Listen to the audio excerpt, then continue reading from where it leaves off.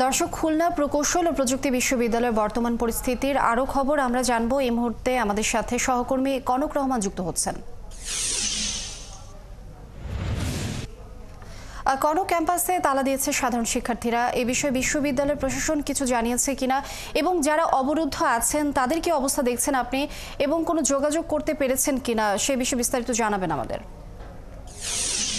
সবশেষ মিনিট ৫ আগে যে ঘটনাটি ঘটেছে সেটা দিয়ে যদি শুরু করি, তাহলে সেটা হচ্ছে এরকম যে ২৪ ঘন্টা পর ভিসি, প্রভিসি এবং ছাত্র পরিচালককে বর্জনের ঘোষণার মধ্য দিয়ে তাদেরকে যে অবরুদ্ধ করে রাখা হয়েছিল সেটি তাদেরকে মুক্ত করা হয়েছে। অর্থাৎ ভিসি, প্রভিসি এবং ছাত্র পরিচালক এখন অবরুদ্ধ মুক্ত। কিছুক্ষণ আগে শিক্ষার্থীরা একটি প্রেস ব্রিফিং করেছে, সেই প্রেস ব্রিফিং থেকে তাদেরকে অবরুদ্ধ মুক্ত ঘোষণাটা এসেছে এবং একই সাথে তারা বলেছেন যে ভিসি, প্রভিসি এবং ছাত্র পরিচালককে তারা বর্জন করেছেন। শিক্ষার্থীরা আরো বলেছেন যে ক্যাম্পাসে আক্রমণ ও শিক্ষার্থীদের আহত করার জন্য তারা গতকালকে যে ঘটনা ঘটেছে এই জন্য তারা ছাত্র দলকে দায়ী করেছেন। একই সাথে তারা বলেছেন যে ভিসি, প্রভিসি ও ছাত্র পরিচালককে সাথে তারা বারংবার যোগাযোগ করার চেষ্টা করেছেন যাতে তারা তাদের ৬ দফা দাবি মানার জন্য, কিন্তু ভিসি, প্রভিসি এবং ছাত্র বিষয়ক পরিচালক তারা তাদের সাথে বসেননি এবং ফলে তারা প্রচন্ড ধরনের নিরাপত্তাহীনতায় ভুগছেন।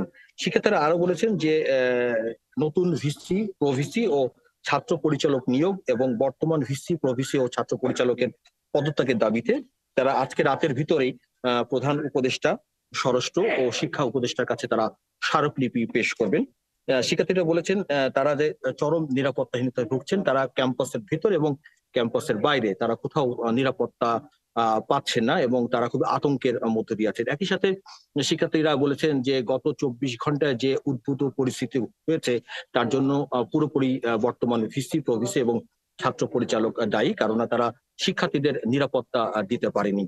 আর ক্লাস বর্জনের যে কর্মসূচি ছিল সেটা এখনো তারা সেটাকে বহাল রেখেছেন এবং কুয়েটের যে সিন্ডিকেট সভার যে সিদ্ধান্ত হয়েছে সেই সিদ্ধান্তকে তারা মানতে এখনো পর্যন্ত রাজি না। তারা বলছেন যে নতুন ভিসি, প্রভিসি এবং ছাত্র পরিচালক নিয়োগ হলে তারা পুনরায় আবার ক্লাসে ফিরে যাবেন, কিন্তু বর্তমান যে ভিসি, প্রভিসি এবং ছাত্র পরিচালক রয়েছেন তাদের নেতৃত্বে বা তাদের অধীনে তারা আর ক্লাসে ফিরবেন না। আর একাডেমিক ভবন এবং ক্লাসে যে তালা মারার ঘটনাটি আপনি জানতে চেয়েছেন সেটা এখনো পর্যন্ত তালা মারা রয়েছে। আমরা যতটুকু জানতে পেরেছি যে অবরুদ্ধ মুক্ত ঘোষণার পরপরই আমার ঠিক বাম পাশে যে চিকিৎসা কেন্দ্র রয়েছে যেখানে ৩ শিক্ষক অবরুদ্ধ ছিলেন, তারা অল্প কিছু সময় পরেই বোধহয় এই কক্ষ থেকে বের হয়ে আসবেন। অর্থাৎ ২৪ ঘন্টার যে নাটকীয়তা বা ২৪ ঘন্টার যে রুদ্ধশ্বাস ঘটনা ঘটলো তার একটা ইতিবাচক না হলেও কিছুটা হলেও সমাধান হয়েছে অবরুদ্ধ মুক্ত ঘোষণার মধ্য দিয়ে। কনক রহমান, অসংখ্য ধন্যবাদ যুক্ত হবার জন্য। আমরা আবারও জানবো নিশ্চয়ই আরও তথ্য আপনার মাধ্যমে, আপনি যুক্ত থাকুন। দর্শক, খুলনা প্রকৌশল ও প্রযুক্তি বিশ্ববিদ্যালয়ের বর্তমান পরিস্থিতির আমরা খবরাখবর জানছিলাম সহকর্মী কনক রহমানের কাছ থেকে।